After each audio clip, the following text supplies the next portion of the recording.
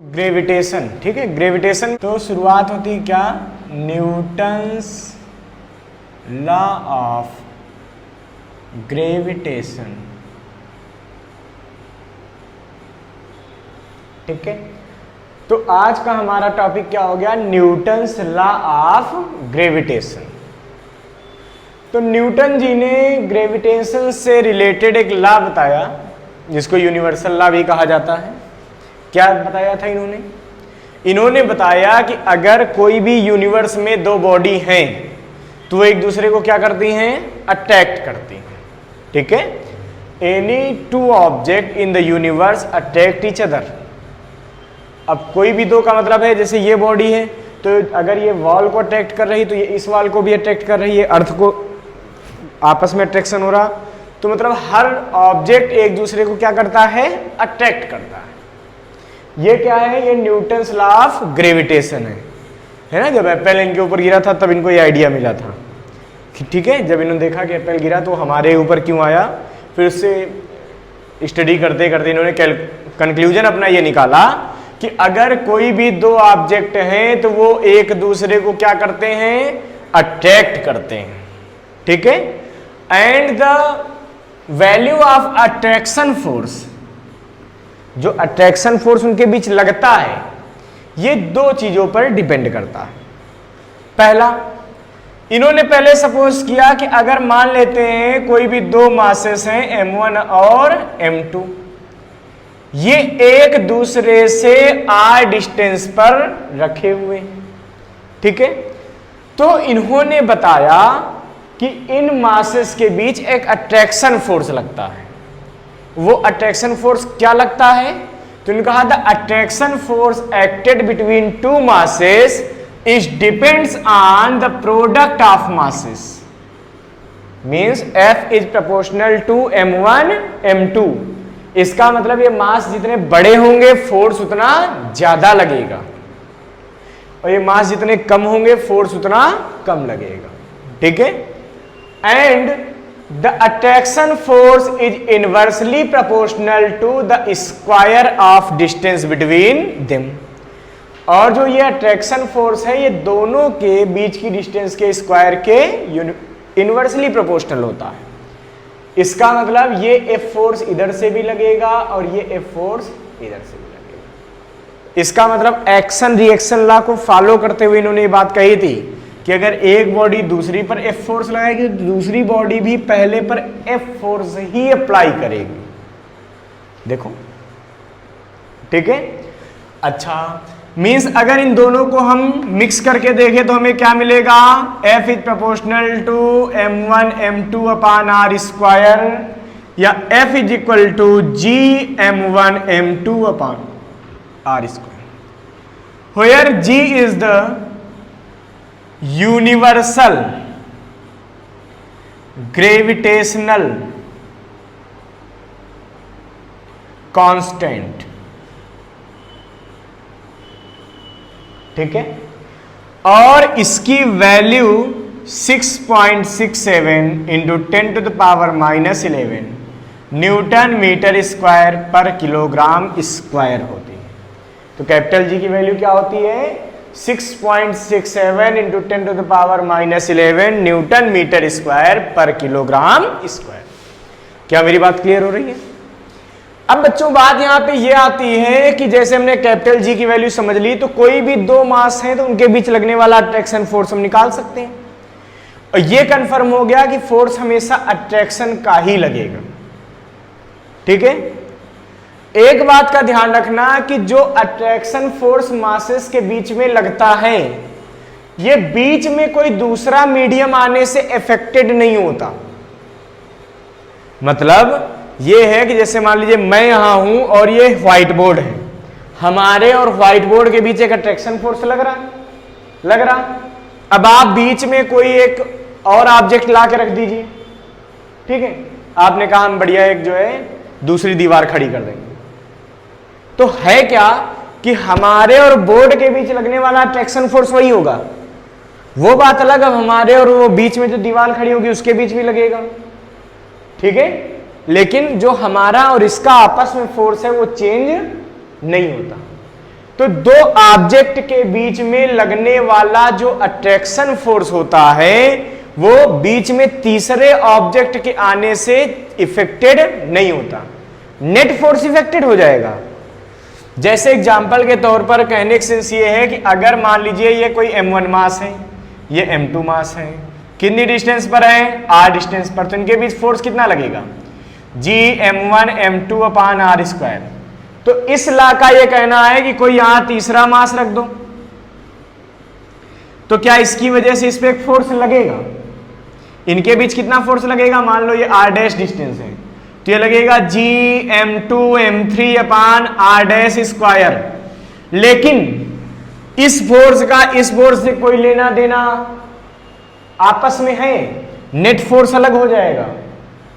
भाई पहले इस पे नेट फोर्स क्यों लिया था, अब ये लगेगा तो इन दोनों का रिजल्टेंट लिया जाएगा, क्यों, क्योंकि ये फोर्स इधर लग रहा होगा, ये फोर्स इधर लग रहा होगा, एफ डैश वाला। बट इसके आने से क्या एफ में कोई चेंज हुआ, नहीं। तो कहने का सेंस है कि दो मासेस के बीच लगने वाला फोर्स तीसरे मास के आने से इफेक्टेड नहीं होता, उससे इस पर कोई फर्क नहीं पड़ता। ये न्यूटन्स लॉ ऑफ ग्रेविटेशन, ठीक है। सबसे बड़ी बात यह है कि आपसे पूछा जाता है कि कैपिटल जी की डायमेंशन क्या है, बहुत ज्यादा पूछा जाता है। तो भाई कैपिटल जी का फार्मूला क्या है, देखो F R square upon m1 m2, F की value M L T minus 2, R square L square upon m1 m2 तो m square m into M. Solve करोगे कितना मिलेगा, m minus 1 L3 t minus 2। This is the dimensional formula of capital G. ये capital जी का क्या है, dimensional formula है। क्या मेरी बात समझ में आ रही है, ठीक है, ठीक है। अब हमको ये देखना चाहिए कि भाई न्यूटन जी ने क्या बताया कि अगर m1 m2 मासेस हैं और ये एक दूसरे से r डिस्टेंस पर हैं तो इनके बीच लगने वाला फोर्स कितना है, g m1 m2 upon r square. सबसे बड़ी बात है कि ये कैसा फोर्स होगा, अट्रैक्शन। इसका मतलब ये हुआ कि हर चीज हमें अट्रैक्ट कर रही है यूनिवर्स की और हम हर चीज को अट्रैक्ट कर रहे हैं। मतलब ये हुआ कि जैसे आप छत से नीचे कूदे तो वैसे तो आप आते हैं अर्थ की तरफ, ये तो होता है जैसे आप छत से नीचे जंप करते तो क्या होता है, आप आते हैं अर्थ की तरफ।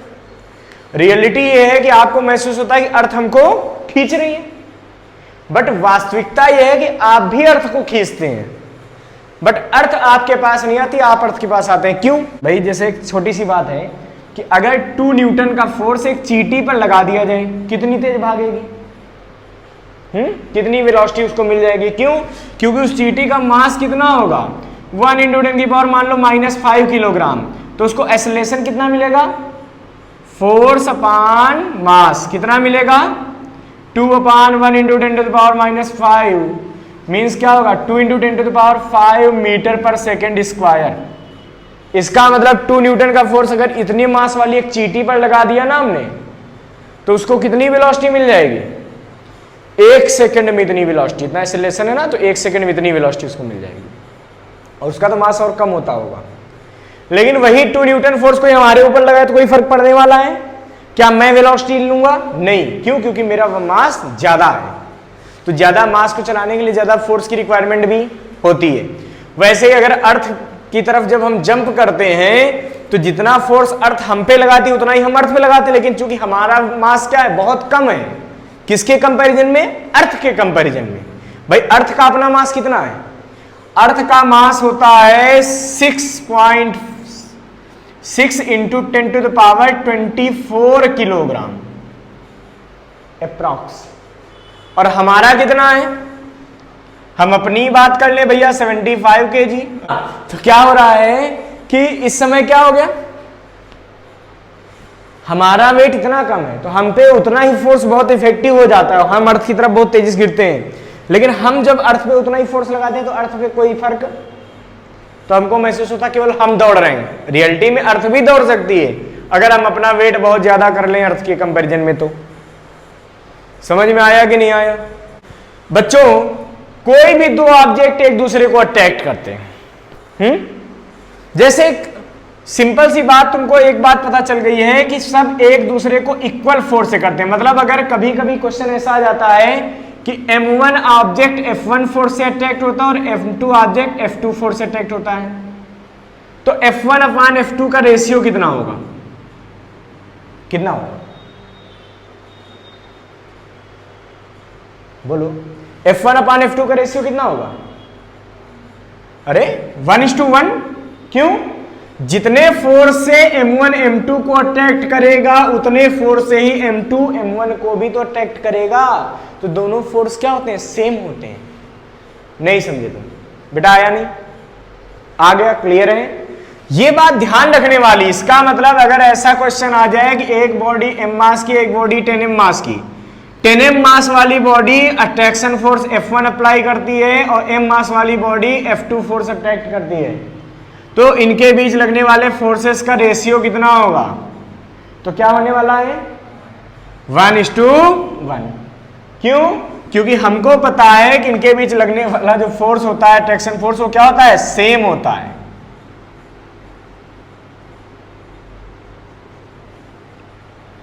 अरे कुछ समझ में आ रहा है? बेटा आ रहा है? अब जरा तुम ध्यान दो यहां पे कि अगर मैं तुमको एक सिंपल सा पहला क्वेश्चन देता हूं न्यूटन्स लॉ ऑफ ग्रेविटेशन से। पहला क्वेश्चन क्या कह रहा है हमारा पहला क्वेश्चन? हमारा पहला क्वेश्चन ये कह रहा है कि अगर दो ऑब्जेक्ट हैं,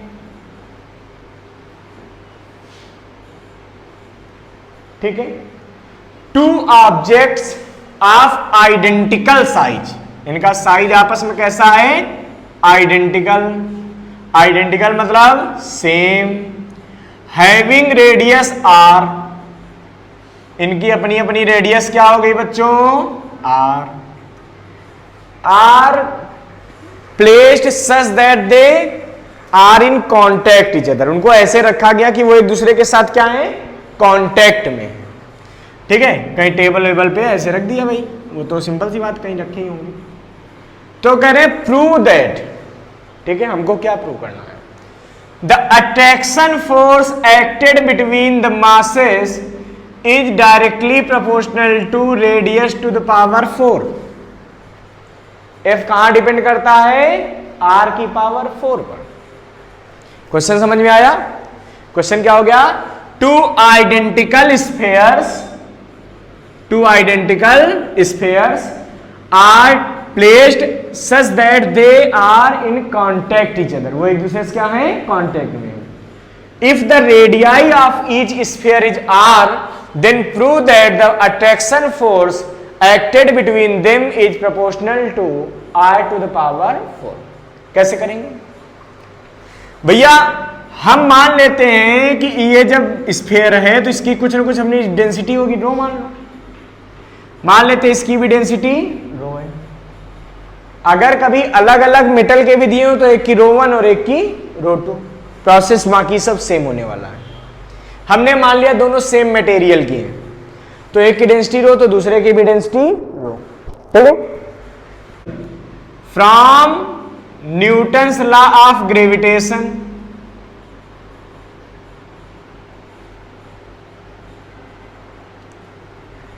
भाई क्या होगा? F is equal to G_m1, पहला मास, मान लो इसको m मास का है तो ये भी m हो जाएगा। क्यों? रेडियस भी सेम और डेंसिटी भी सेम।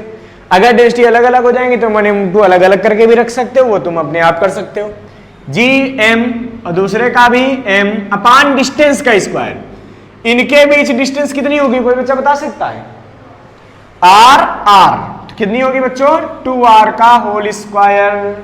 कोई प्रॉब्लम तो नहीं है, यानी कि F is equal to GM square upon 4R square. We know that mass is equal to volume into density. Volume कितना होगा स्फीयर का? 4/3 पाई r क्यूब। डेंसिटी कितनी है? रो। अगर मैं ये वैल्यू यहां पर कर दूं कहीं कोई बुराई तो नहीं है। इसका मतलब जब यहां पे रखेंगे तो हमको क्या मिलेगा? F बराबर GM square means 4/3 pi r square r cube rho पूरे का होल स्क्वायर अपान में r स्क्वायर। कोई प्रॉब्लम तो? प्रॉब्लम हो तो बोलो। Means F is equal to 4 का स्क्वायर करो भाई, 16/9 G पाई R की power 6 rho square 4R square. 4 से कैंसिल हुआ, 4 टाइम्स, इससे 2 पावर कैंसिल हो जाएंगी। Means F is equal to कितना आएगा, 4/9 G पाई रो स्क्वायर, पाई का स्क्वायर नहीं किया, पाई स्क्वायर इंटू R की पावर 4। इससे तुम्हें क्या पता चला कि the attraction force acted between the masses depends on radius to the power 4। क्या इस क्वेश्चन में कहीं कोई दिक्कत लग रही है? किसी बच्चे को कोई समस्या लग रही है? अब अगर रो 1 रो 2 अलग अलग करके भी कर सकते हो अपने आप, क्यों भाई, कर लोगे, इसको आप लोग सॉल्व करें। तो बेसिकली बच्चों क्या है कि हम लोगों को यह पता है कि अगर 2 इलेक्ट्रॉन पास पास रख दिए जाते हैं तो वो क्या करते हैं, ये एक दूसरे को अट्रैक्ट करते हैं या रिपेल करते हैं? ये एक दूसरे को रिपेल करते हैं, है ना। इसका मतलब तुमने पढ़ रखा है कि इनमें आपस में कौन सा फोर्स लगता है, रिपल्सन फोर्स लगता है। बट हमारे पास क्वेश्चन ये आता है कि जब इलेक्ट्रॉन है तो इनमें अपना एक मास भी तो होगा, तो इनमें अट्रैक्शन फोर्स क्यों नहीं होता? भाई ग्रेविटेशन फोर्स भी तो लगना चाहिए था।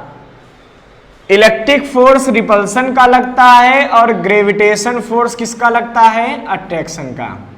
तो ग्रेविटेशन फोर्स को Fg से लिखते हैं और इलेक्ट्रिक फोर्स को Fe से लिखते हैं। हम ये शो कर देंगे कि इलेक्ट्रिक फोर्स स्ट्रांग फोर्स है। किससे स्ट्रांग है? ग्रेविटेशन फोर्स से। मतलब इलेक्ट्रिक फोर्स ज्यादा स्ट्रांग है, तभी वो इफेक्टिव हो जाता है। इसीलिए 2 इलेक्ट्रॉन एक दूसरे को क्या कर देते हैं, रिपेल कर देते हैं। अरे क्या मेरी बात समझ में आई है? नहीं आई क्या? सिमिलर चार्ज हमेशा रिपल्सन करते हैं। तो हमारे मन में क्वेश्चन आता है कि यहाँ पे क्या न्यूटन्स लॉ लगता है कि नहीं लगता? भाई अट्रैक्शन न्यूटन्स लॉ तो कहता था 2 पार्टिकल हमेशा एक दूसरे को अट्रैक्ट करते हैं, बट चार्ज के केस में क्या लगता है, सिमिलर चार्जेज में रिपल्सन। तो कैसे क्या हो गया ये समझते हैं। तो आपको पता है कि मास ऑफ इलेक्ट्रॉन कितना होता है, 9.1 इंटू 10⁻³ किलोग्राम, याद रखना, ठीक है। और चार्ज ऑफ 1 इलेक्ट्रॉन क्या होता है, 1.6 इंटू 10⁻⁻19 कूलाम। पता है कि नहीं पता? बच्चों अगर 2 इलेक्ट्रॉन रखे हो तो वो रिपल्सन क्यों शो करते हैं, ये हम समझने की कोशिश करने जा रहे हैं। तो हम क्या करेंगे, इनके बीच लगने वाला ग्रेविटेशन फोर्स निकालेंगे, फिर इनके बीच लगने वाला इलेक्ट्रिक फोर्स निकालेंगे, और अगर इलेक्ट्रिक फोर्स ज्यादा हो गया तो वो रिपल्सन शो कर जाएगा। भाई ये फोर्स फिर इसको खत्म कर देगा। अगर ग्रेविटेशन ज्यादा होता तो ये एक दूसरे को अट्रैक्ट करने चाहिए थे। अब हम यहां समझते हैं, भाई ऐसा है, हम सोचते हैं कि यहां ग्रेविटेशन फोर्स इनके बीच कितना लगेगा, Fg। 2 इलेक्ट्रॉन हैं, ठीक है, मान लेते हैं वो एक दूसरे से r डिस्टेंस पर रखें, तो ग्रेविटेशन फोर्स कितना लगेगा, G m1 means m, m2 m अपान r square, means gravitation force लग गया Gm square upon r square. This is equation number 1। कोई प्रॉब्लम तो नहीं? अगर हम इन दोनों इलेक्ट्रॉनों के बीच लगने वाला इलेक्ट्रिक फोर्स फाइंड करना चाहें, इलेक्ट्रोस्टैटिक फोर्स फाइंड करना चाहें, तो बच्चों यहां पे कूलाम्स लॉ लग जाएगा। कूलाम्स लॉ ये कहता है कि अगर 2 charges Q1 Q2 r distance पर सेपरेटेड हैं तो उनके बीच लगने वाला फोर्स K Q1 Q2 अपान r स्क्वायर होता है। क्या ये फोर्स न्यूटन्स फोर्स के सिमिलर है? कुछ कुछ हाँ है, बस फर्क इतना मेन है कि न्यूटन्स लॉ में जो फोर्स होता है वो हमेशा अट्रैक्शन का होता है, बट कूलाम्स लॉ का ये फोर्स अट्रैक्शन या रिपल्सन दोनों हो सकता है। भाई अगर 2 सिमिलर चार्जेज हुए, मतलब दोनों पॉजिटिव या दोनों निगेटिव, तो ये फोर्स कैसा हो जाता है, रिपल्सिव। इलेक्ट्रिक फोर्स कैसा हो जाता है, रिपल्सिव। अगर दोनों डिसिमिलर चार्ज हुए, मींस एक पॉजिटिव तो दूसरा निगेटिव, तो क्या होता है, तो एक दूसरे को अट्रैक्ट कर लेते हैं। इसका मतलब जो कूलाम्स लॉ से फोर्स आता है वो अट्रैक्टिव या रिपल्सिव दोनों हो सकता है। ये वाला हमेशा क्या होता है, अट्रैक्टिव होता है। और भी बहुत सारी बेसिक बातें होती हैं, बट हमको यहां पे बहुत ज्यादा चर्चा नहीं करनी, वो हमको 12th में पढ़ना है। तो मेन क्या है कि हम इलेक्ट्रिक फोर्स अपना फाइंड करने जा रहे हैं। देखते हैं भाई, जब हम अपना इलेक्ट्रिक फोर्स फाइंड करने जा रहे हैं तो यहां पे इलेक्ट्रिक फोर्स का फार्मूला लगा दो, क्या लगेगा, K Q1 पहले पार्टिकल का चार्ज, तो पहले पार्टिकल का चार्ज क्या है, E, Q2 E अपान डिस्टेंस का स्क्वायर R स्क्वायर। मीन्स क्या मैं इसको लिख सकता हूं K E square upon R square, this is equation number 2। On dividing second from first, second में फर्स्ट से डिवाइड करो, ऐसा कर लेते, सेकेंड में फर्स्ट से डिवाइड कर लो, तो क्या मिलेगा हमको, सोचो, K E square upon G M square, बाकी सब तो कैंसिल भाई, अपान में आर स्क्वायर, अपान में आर स्क्वायर कैंसिल। समझ में आया कि आया? अब सोचो F E upon F G की वैल्यू कितनी आएगी, K 9 into 10 to the power 9, E square, E कहां गया, ये 1.6 इंटू 10 टू द पावर -19 का square, very good, upon G कितना है, capital G 6.67 into 10 to the power -11 M square. Mass of electron कितना होता है बच्चों, 9.1 into 10 to the power -31 kilogram. ये वैसे याद भी कर लो, चार्ज ऑफ इलेक्ट्रॉन और मास ऑफ इलेक्ट्रॉन आपको याद होना चाहिए। जब आप इसको सॉल्व करते हैं तो इसकी value approx 10 to the power 43 आती है। वाओ ग्रेट, इसका मतलब ये हुआ कि Fe is equal to 10 to the power 43 Fg, बस ज्यादा नहीं, 10 टू द पावर 43 टाइम्स होता है। यानी कि इलेक्ट्रिक फोर्स ग्रेविटेशन फोर्स से कितना ज्यादा होता है, 10 की पावर 43 टाइम्स। सोचो 10 टाइम्स होता है 10 पावर 1 टाइम, तो कहते हैं 10 गुना है। 10 पावर 2 टाइम्स होता है तो 100 टाइम्स, 3 होता है तो 1000 टाइम, 4 होता है 10,000 टाइम, अब 43 है। आप यहां तक शायद संख्या भी नहीं जानते, नंबर भी नहीं पता, इतना ज्यादा टाइम से। इसका मतलब यह हुआ कि electrostatic force is very stronger than the gravitation force. Electrostatic force होता है वो ग्रेविटेशन फोर्स से बहुत ज्यादा स्ट्रांग होता है। क्या मेरी बात समझ में आ गई? तो भैया नेक्स्ट क्वेश्चन क्या है हमारा? हाँ तो बच्चों मान लेते हैं कि हमारा नेक्स्ट क्वेश्चन है, एक ये इक्विलैटरल ट्रायंगल दिया आपको, ठीक है, एनसीईआरटी का क्वेश्चन। एक ये इक्विलैटरल ट्रायंगल दिया है ABC, आपसे कह रहे हैं ये सेंटर है उसका, सेंटर से इधर दिया है एक्स एक्सिस और ये दिया है बच्चों वाई एक्सिस, ठीक है। आपसे कह रहे हैं कि there is small M mass at every vertex, तो हर वर्टेक्स पे कितना मास है बच्चों, small M, and 2m mass is placed at centroid. Centroid दिया ना, सेंट्रॉइड पे कितना मास दिया है बच्चों, 2m, मींस 2m मास कहां पे है, इस कैपिटल जी सेंटर पे। और कह रहे हैं कि the value of GA is equal to GB is equal to GC, this is 1 metre. Then we have to find the value of net force at mass 2m। पहले तो ये कह रहे हैं, तो पहला केस क्या है बच्चों, find net force at 2m। जो सेंटर पे रखा है कैपिटल जी पे, उस पे कितना नेट फोर्स लगेगा ये हमको कैलकुलेट करना। दूसरा बच्चों इसमें पॉइंट कहा गया है कि find net force at 2m if mass of A becomes double. तो बच्चों ये हमारे सामने क्वेश्चन आ गया, अब इसको हमको सॉल्व करना है। एनसीईआरटी में दिया गया है, वहां पे वेक्टर मेथड से सॉल्व किया गया। मैं इसको आपको एक नॉर्मल लॉजिकल मेथड से सॉल्व करना सिखाता हूं, ठीक है। मतलब इसका सॉल्यूशन बहुत छोटा होने वाला है। कैसे करें बच्चों? सबसे पहले हमको ये देखना चाहिए, इस मास पे लगने वाला नेट फोर्स निकालना है, तो हम ये महसूस करेंगे कि इस मास पे कौन कौन फोर्स लगा रहा। पहले देखिए, तो भाई न्यूटन जी ने बताया कि एवरी मास अट्रैक्ट ईच अदर। इसका मतलब ये मास इसको भी अट्रैक्ट कर रहा है, इसको भी कर रहा है, इसको भी कर रहा है। तो कुल मिला के हमको इसकी बात करनी कि इस पे कितना फोर्स लग रहा। तो हम ये देखेंगे इसको कौन कौन अट्रैक्ट कर रहा। तो इस मास को एक तो ये अट्रैक्ट कर रहा होगा, 2m को एक अट्रैक्शन कहां से मिलेगा? B पर जो मास है वर्टेक्स पर। एक कहां से मिलेगा अट्रैक्शन? जो C पर है।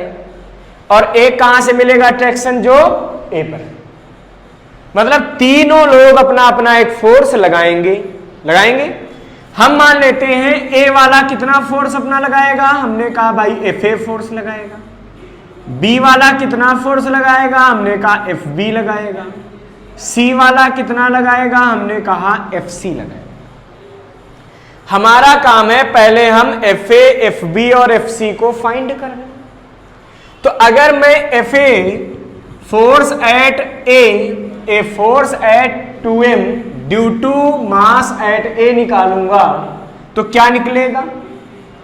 ये निकलेगा भाई G m1 m2 upon r square. G m1 पहला मास कितना आया? स्मॉल है, ठीक है। m2 कितना आया बच्चों?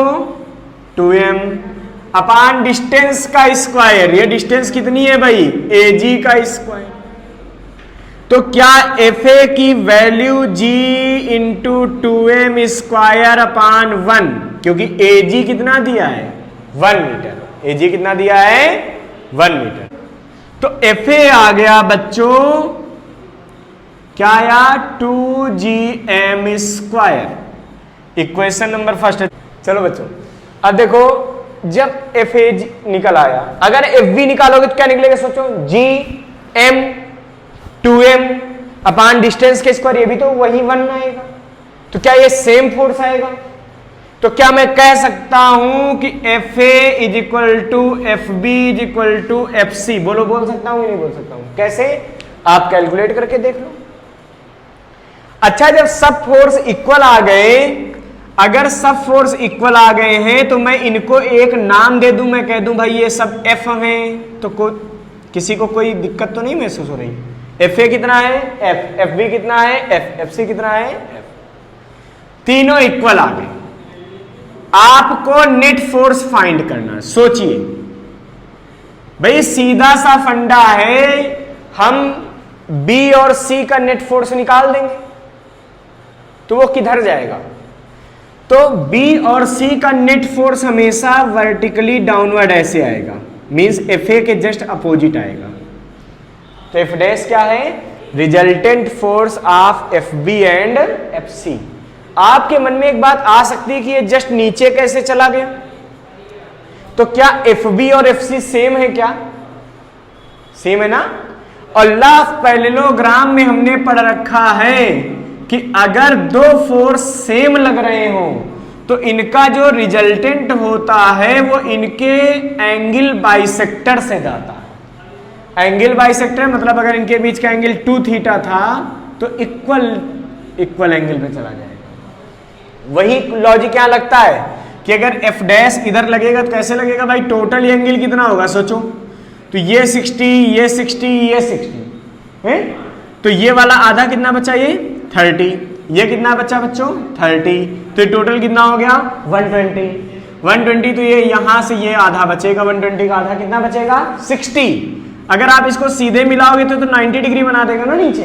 तो बिल्कुल ट्रायंगल देखो सेटिस्फाई हो रहा है। 60, 90, 30 टोटल 180 हो गया कि नहीं हो गया? इसका मतलब मैं कह सकता हूं ये डायरेक्टली डाउनवर्ड होगा। तो तुमको कोई दिक्कत? बोलो भाई, क्या अभी भी किसी को कोई डाउट रह रहा है कि F डैश क्या होगा? डायरेक्टली डाउनवर्ड होगा। समझ में आ गया कि नहीं आ गया? अब हम बात करते हैं। तो हम पहले निकालेंगे क्या? Resultant force of F B and F C. F B और एफ सी का रिजल्टेंट क्या होगा? ये होगा F dash is equal to root में पैरेललोग्राम क्या कहता है कि अगर कहीं भी दो वेक्टर ए और बी लग रहे हो तो उनका रिजल्टेंट पैरेललोग्राम को बना के निकाला जाता है। और इस आर की वैल्यू कितनी होती है बच्चों? आर की वैल्यू होती है रूट में A square plus B square plus 2ab cos theta. क्या मेरी बात सही है?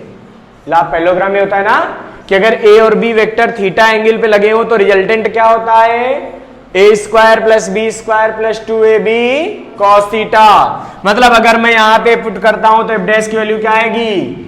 देखो हमको किसका किसका रिजल्ट निकालना, एफ बी और एफ सी का। तो क्या आएगा देखो, एफ बी का स्क्वायर प्लस एफ सी का square plus 2 into F B into F C into cos, इनके बीच का एंगल कितना है बच्चों? क्या ये 120 डिग्री है? 120 डिग्री है ना। अब cos 120 की वैल्यू माइनस का 1/2, cos 120 की value minus 1/2 means F dash is equal to आ गया। अच्छा एफ बी की जगह क्या मैं पुट कर सकता हूं? ध्यान से देखो, एफ सी की जगह मैं क्या पुट कर सकता हूं? एफ। तो क्या मैं इसको डायरेक्ट लिख सकता हूं? F square plus 2 F into F, मतलब एफ स्क्वायर और cos 120 की वैल्यू माइनस का 1/2। बच्चों ये जब 2 से 2 कैंसिल होगा तो यहां पे ये क्या बचेगा? माइनस यहां लग जाएगा, मतलब माइनस का एफ स्क्वायर का ये 1 प्लस एफ स्क्वायर को कैंसिल कर देगा। मतलब हमारे पास रूट में बचेगा एफ स्क्वायर। हो रूट से बाहर निकालो इनको भाई, तो क्या बचने वाला है? एफ। इनका रिजल्टेंट भी कितना बचा है? एफ बचा है। बचा है कि नहीं बचा? चलो जब एफ डैश हमारे पास एफ आ गया है, अब हमको रिजल्टेंट देखना चाहिए। अब देखो, अब इन दोनों को नहीं देखना, अब हमको इस रिजल्टेंट को देखना है। तो रिजल्टेंट और ये दोनों एक दूसरे के कैसे हैं? Just opposite. F dash minus Y axis में है और एफ ए क्या है? प्लस वाई एक्सिस में। अगर इसको ओरिजिन मान ले तो इसका मतलब ये हुआ कि सो नेट फोर्स एट 2m। तो 2m पे नेट फोर्स कैसे निकालेंगे बच्चों? एफ डबल डैश लिख दे, या कई बुकों में इसको किससे लिखा गया? एफ आर से लिखा गया। घर की बात है, चाहे जैसे लिखो। तो कितना आएगा? एक वेक्टर ऊपर एक वेक्टर नीचे। तो जब दो अपोजिट वेक्टर होते हैं तो उनका रिजल्टेंट कैसे निकलता है? अगर ए वेक्टर इधर हो, बी वेक्टर इधर हो, अब इनका रिजल्टेंट कैसे निकलेगा बताओ? अब इनका रिजल्टेंट निकलेगा, इनके बीच का एंगल ये 180 डिग्री हो जाएगा। यहां पुट कर दो। जब cos 180 रखोगे तो माइनस 2ab बनेगा, a माइनस बी का होल स्क्वायर। इसका मतलब r इस समय बनता है a माइनस बी। तो जब दो अपोजिट वेक्टर होते हैं, कोई दो अपोजिट फोर्स लग रहे हो, तो रिजल्टेंट हमेशा कैसे निकलता है? उन दोनों को आपस में घटा के। डायरेक्शन कौन सी रहती है रिजल्टेंट की? जो बड़े फोर्स की डायरेक्शन होती है। ठीक है। अब यहां पे क्या है? अभी तो हमको पता नहीं एफ ए बड़ा कि एफ डैश, तो पहले देख लेते हैं एक बार। F A minus F dash F R. F A कितना है भाई? एफ ए कितना है?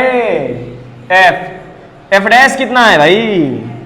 एफ। एफ माइनस एफ अंडा,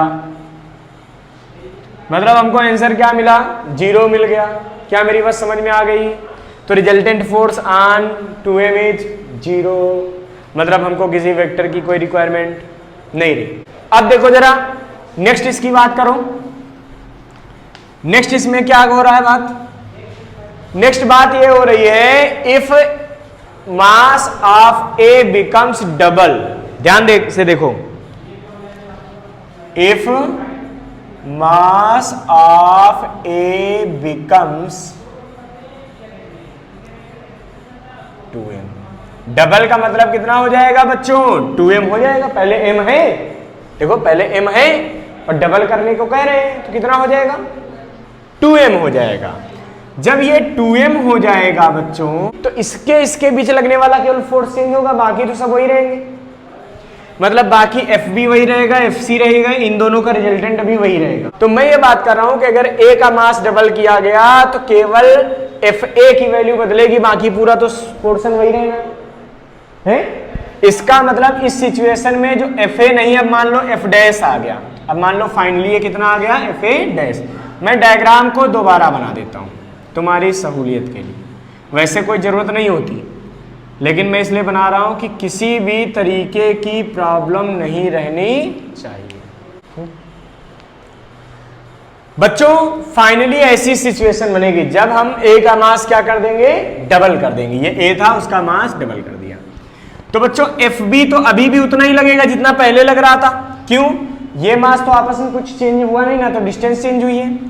इसका मतलब एफ बी वही रहना है, एफ सी भी वही रहेगा, तो एफ बी और एफ सी तो वही रहेंगे, और इन दोनों का जो रिजल्टेंट आया था एफ डैश, वो भी तो वही रहेगा। तो एफ बी एफ सी और एफ बी एफ सी का जो रिजल्टेंट एफ डैश है वो भी यही रहेगा। कितना आया था बच्चों, एफ आया।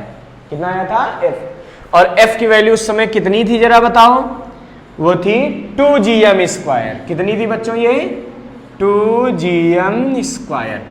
अब सोचिए केवल ए की तरफ लगने वाला फोर्स चेंज हो गया, तो हम मान लेते हैं ए की तरफ अब लगने वाला फोर्स कितना हो गया, एफ ए डैश। कितना हो गया, तो एफ ए डैश कितना आएगा जरा सोचो। क्यों, ए वाला फोर्स चेंज हो गया, क्योंकि ए का मास भी चेंज हो गया।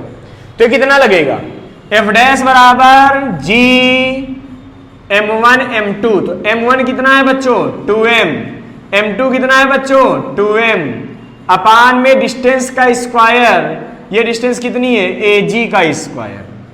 F dash is equal to 2 2 जा 4 gm² अपान एजी स्क्वायर की वैल्यू क्या है बच्चों, 1। इसका मतलब F dash, F A dash, F A dash कितना आ गया, 4gm²। अच्छा ठीक है। अब बच्चों हमको चाहिए नेट फोर्स। हमको क्या चाहिए, नेट फोर्स। ध्यान से देखो, क्या एफ ए डैश और एफ डैश अभी भी अपोजिट है, तो नेट फोर्स तो इन्हीं से निकालना है। अब नेट फोर्स कैसे निकलेगा, so net force at mass 2m at centre G, जो कैपिटल जी है उस पर हम बता रहे हैं। सेंटर किसका है, ये सेंटर है इक्विलैटरल ट्रायंगल का। ठीक है, क्या आएगा, तो F R dash is equal to कितना आएगा बच्चों, F A dash minus F dash. क्यों, क्योंकि एफ डैश कितना है 2gm² और एफ ए डैश कितना है 4gm²। मैंने कहा ना, बड़े में छोटे को घटाएंगे, सब्ट्रैक्ट करेंगे, तो बड़ा है ये, छोटा ये, सब्ट्रैक्ट किया कितना आया, ये आ गया 4gm² minus 2gm², means F R dash is equal to 2gm²। मतलब अब नेट फोर्स कितना लगेगा, 2gm² होगा। किस डायरेक्शन में लगेगा, किस डायरेक्शन में लगेगा बताओ, टूवर्ड्स ए। किधर लगेगा, टूवर्ड्स ए लगेगा। इसका मतलब इसको मैं ये भी लिख सकता हूं कि जो नेट फोर्स आएगा एफ आर डैश, अगर वेक्टर फॉर्म में लिखना हो तो क्या लिख सकते हैं भाई, आया है 2gm², और ए की तरफ लिखने का मतलब जे वेक्टर। भाई ए की तरफ मतलब वाई एक्सिस में, प्लस वाई एक्सिस के लिए क्या लिखते हैं, जे वेक्टर। तो हम ऐसे भी लिख सकते हैं इसको वेक्टर फॉर्म में, क्या लिख सकते हैं, 2gm² जे का कैप। कोई दिक्कत तो नहीं। तो एफ आर डैश आ गया, कितना आ गया, 2gm² जे कैप।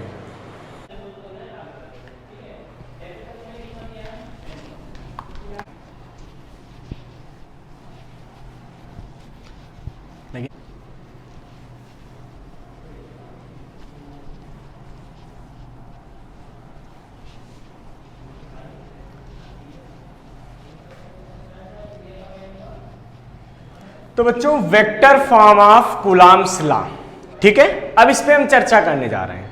होता क्या है, आपको पता है कि जो ग्रेविटेशन फोर्स है ये क्या है, एक वेक्टर क्वांटिटी। तो अगर हम इसको वेक्टर फॉर्म में रिप्रेजेंट करना चाहें तो कैसे कर सकते हैं भाई। हम क्या करते हैं, सपोज कर लेते हैं कि दो मास हैं m1 और m2,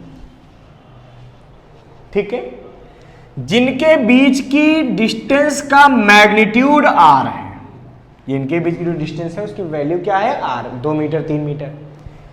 बट आपको पता है कि अगर बेसिक आपसे पूछा जाता कि भाई इनके बीच लगने वाला फोर्स कितना है, तो मैं बता देता कि F is equal to G m1 m2 upon r square.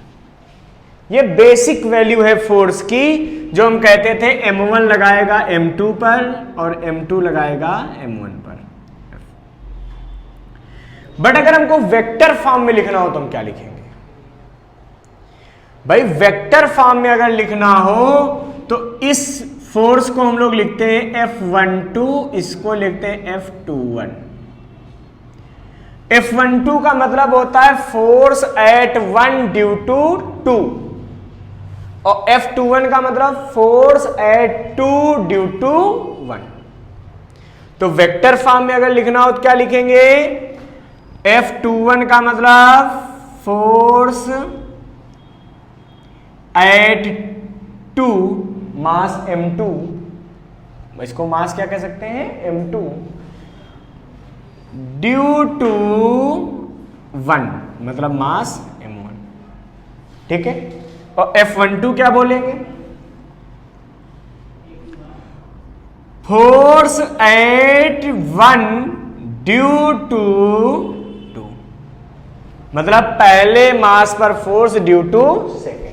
बच्चों जब डिस्टेंस लिखने चलते हैं तो 1 से 2 की डिस्टेंस को क्या लिखेंगे? R21, मतलब डिस्टेंस ऑफ 2 फ्रॉम फर्स्ट। इसको R21 का मतलब position vector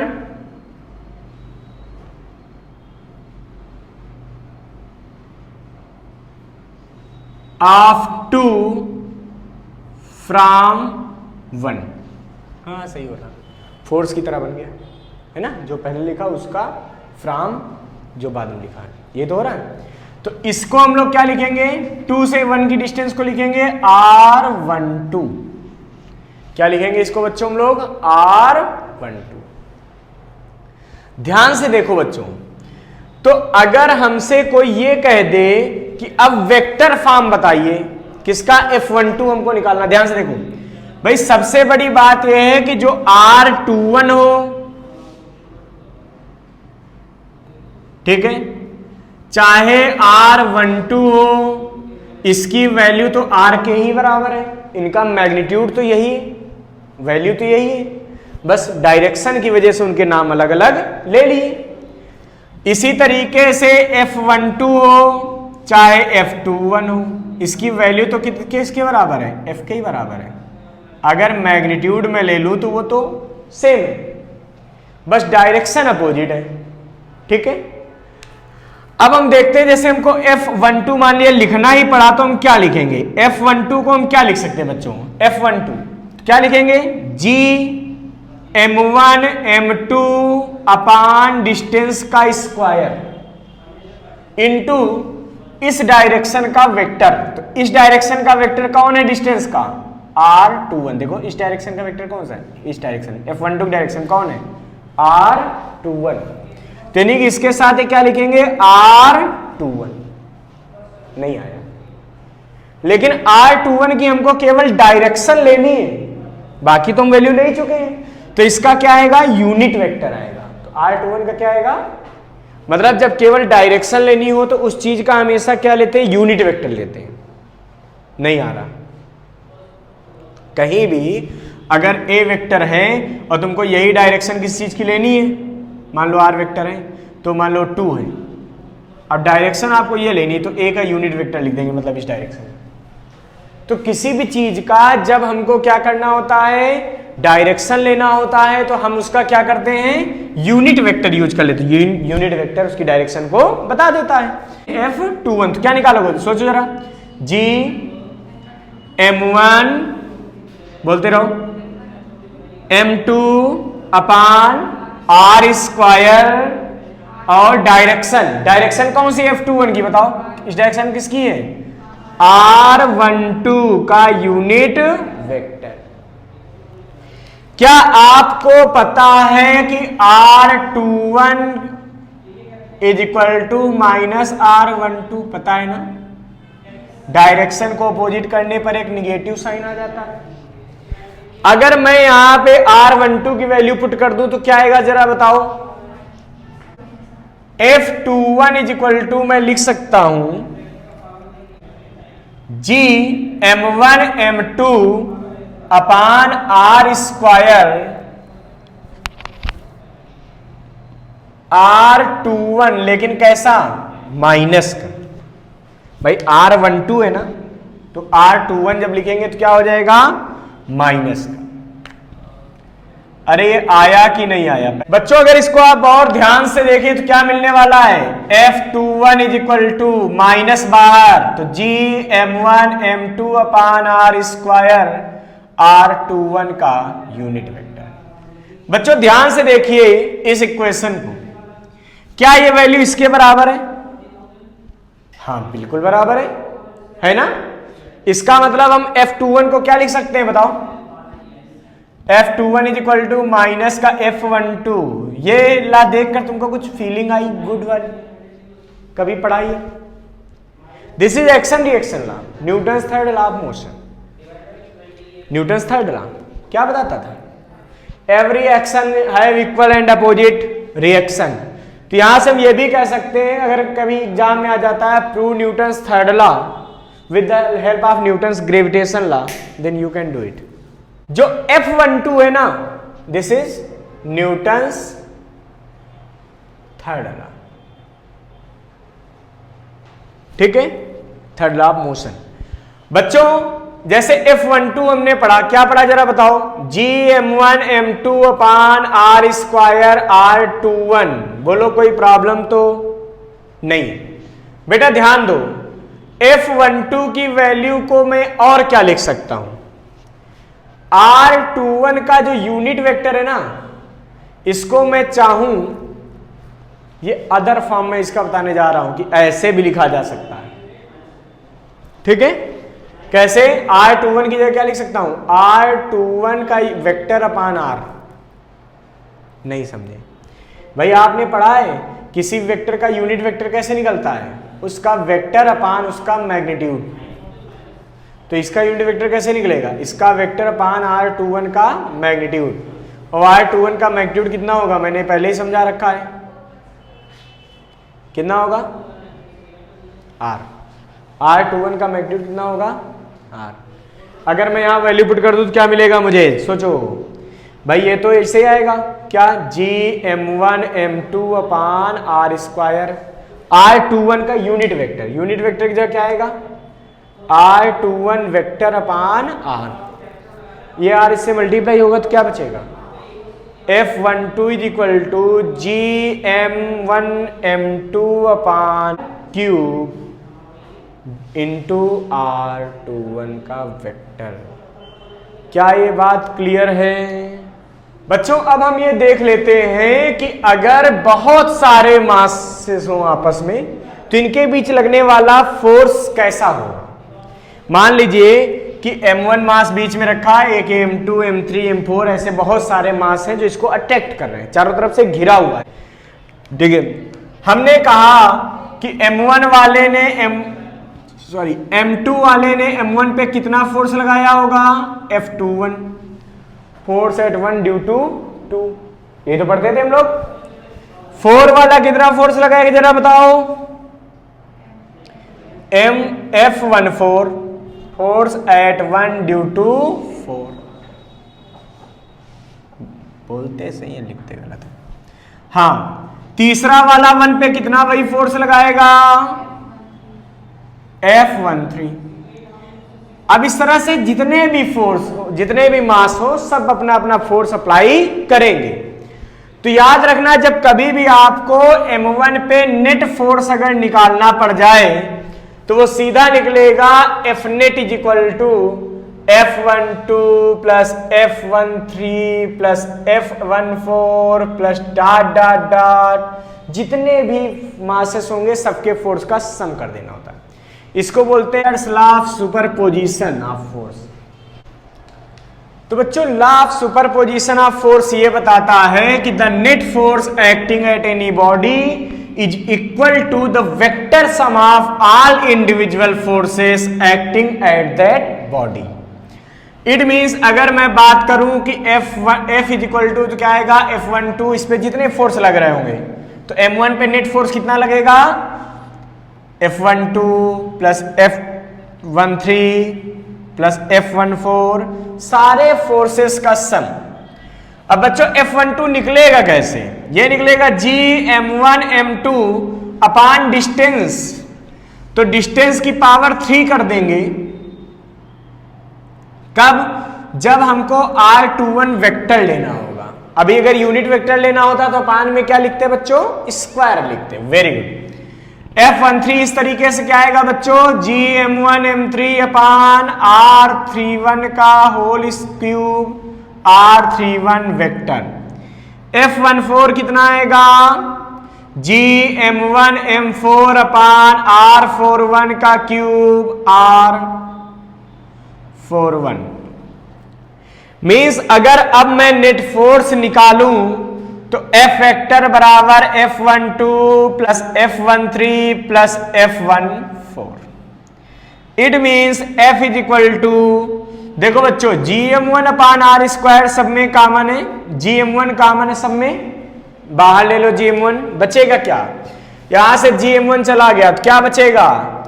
M2 R21 upon R21 cube plus M3 R31 vector upon R31 cube plus M4 upon R41 cube R41 vector. इस तरीके से हम नेट फोर्स का फार्मूला फाइंड कर सकते हैं।